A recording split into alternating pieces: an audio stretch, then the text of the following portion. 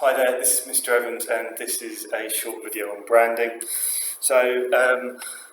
Branding has been categorised by AQA under the promotional element of the marketing mix. Would say straight off the bat that I believe that branding is an outcome of all of the elements of the marketing mix, and not only the promotion but also the price, the place, the product, all contribute towards creating a brand for a product.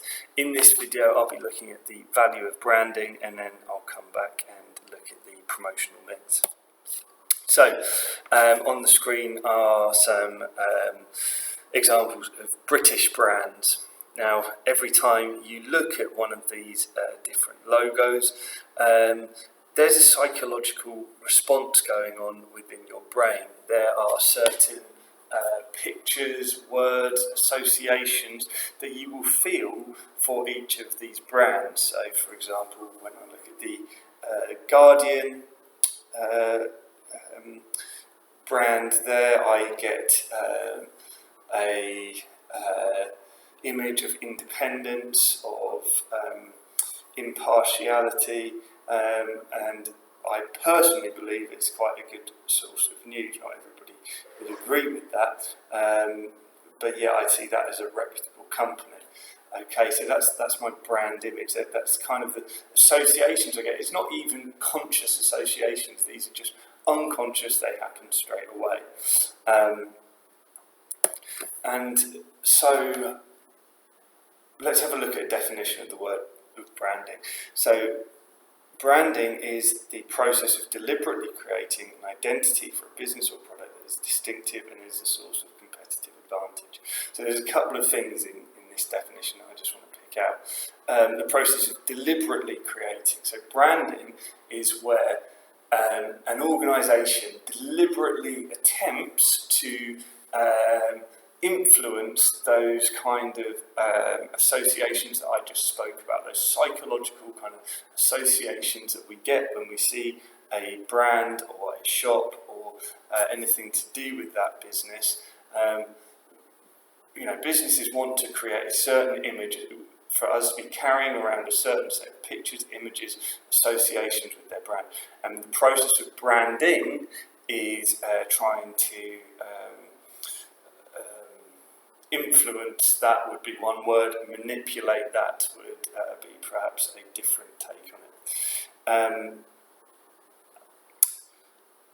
So it's creating an identity, so like a brand, a personality almost for each brand. It's easy to think of brands with personalities and kind of almost humanising them. So it's the process of deliberately creating that identity that's distinctive and a source of competitive advantage. In other words, it makes it stand out in the marketplace and is a source of competitive advantage. So I've picked out a couple of brands here purposefully, and the reason is that I've picked them out is because it's a very difficult process, branding. First of all, they're trying to deliberately create a brand for us. So BP is an example of a brand image that has been severely tarnished by the Deepwater Horizon, I think that's what it was called, the disaster, the oil spill in the Gulf of Mexico. Huge amount of negative publicity for the company about that, and I'm sure that many people's brand image for BP is tainted by that, despite the business's attempts to deliberately create an identity for the business. And it's arguable that that brand is not a source of competitive advantage for BP. Nike, when I was younger, in the 90s, there was quite a lot of negative publicity about Nike and how they employed child labour.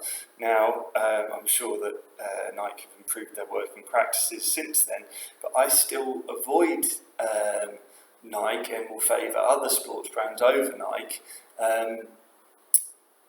because of that, I'm sure. I mean, it's not even deliberate anymore. I just generally don't buy Nike. I would prefer to buy other brands over that, and I'm sure that's related to that negative publicity that they receive. And therefore, for me at least, the Nike brand is not a source of competitive advantage. Finally, Skoda. When I was younger, there was lots of jokes about Skoda cars and all the rest of it. And actually, this is probably really unfair now. I'm not sure if it's still the same, but Skodas are owned by VW. They produce some really excellent cars, and yeah, I mean that Skoda badge is possibly not a source of competitive advantage, despite the business's attempts to deliberately create a new identity for that company. So I guess the takeaway is that branding is the process of deliberately attempting to create an image or an identity for a firm. But just because a firm is trying to create a certain image or identity doesn't necessarily mean they're going to be successful. But in the specification it says you need to know the value of branding, and I do think it is a valuable exercise for businesses to undertake. It can create differentiation, a source of USP, a unique selling point for that organisation, and therefore be a source of competitive advantage, making that organisation stand out from its competitors, giving it a unique personality that will attract perhaps a certain market niche or even the mass market. Having a strong brand could lead to pricing and elastic demand. So, for example, a premium brand that people associate with high quality will often be able to charge a premium price. Of course, just your brand may be the brand image that the business is trying to create may not be at the premium end of the market. It might be that the brand is trying to show that it's value, a value brand, and therefore it would be far more appropriate to charge a low price for that product because, as we know, all of the elements of the marketing mix will contribute towards a brand. But if you've got a strong brand, one of the advantages might be that you can charge a premium price. You'd be more likely to attract new customers and more likely to gain repeat purchases as well if you've got a strong brand. And it can even improve your recruitment. People like to have companies like, Coca-Cola or John Lewis, Marks and Spencer's on their CVs.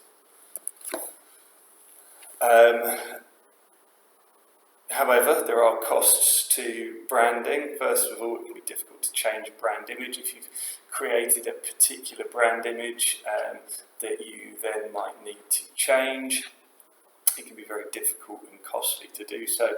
I'm thinking maybe sports cars, maybe they might have a sports car brand, might have to try and create a bit more of an environmentally friendly image in the future, and it may be difficult for them to do so.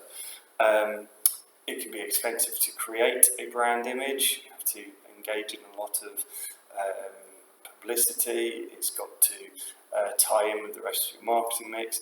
And as we've noted, as I've given you some examples, it can be very difficult to control your brand image anyway. So in the next video, that's the value of branding.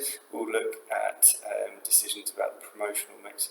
Last point on this, just to reinforce that a brand, although it's being treated under the promotional mix here, and promotion is a big part of branding, all elements of the marketing mix, the product, the price, the people, the place, the process, will contribute towards having a brand image.